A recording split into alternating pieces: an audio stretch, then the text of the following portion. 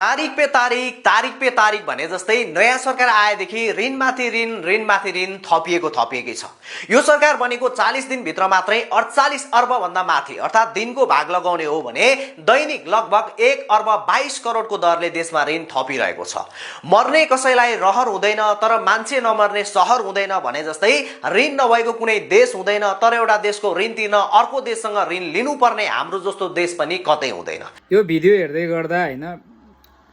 अर्थमन्त्री स्वर्णिम वाग्लेकोलाई मैले चाहिँ पुरा हैन समाचार आउँथ्यो के पुरा ओल्ड विकास ब्याङ्कमा चाहिँ काम गरेको हैन एसियन विकास ब्याङ्कमा सल्लाहकारको काम गरेको हैन बङ्गलादेशलाई चाहिँ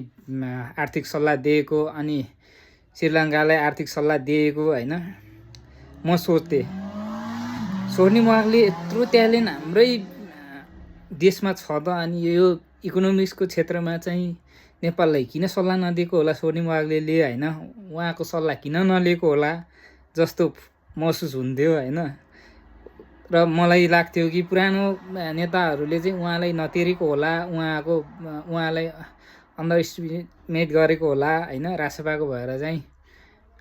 नतेरेको होला उहाँकै सरकार आयो भने त के गर्छ होला नि जस्तो फिल हुन्थ्यो। तर उहाँले सल्लाह दिएको त मलाई त आजभोलि यस्तो लाग्न लागिसक्यो एडिबीबाट चाहिँ यति लोन ल्याऊ ओल्ड विकास ब्याङ्कबाट चाहिँ यति लोन ल्याऊ हैन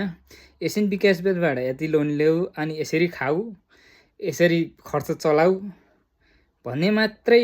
सल्लाह दिनुभयो कि जस्तो लाग्छ है। उहाँको चाहिँ हैन आफ्नै देशमा गर्न सकिन्छ आफ्नै देशको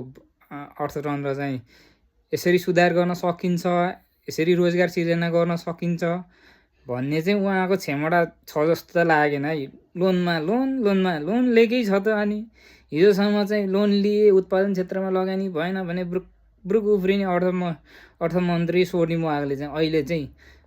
लोन थुपारी मात्रै छ त बा। कस्तो लाग्छ तपाईँ अर्थमन्त्री स्वर्णिम वाग्ले चाहिँ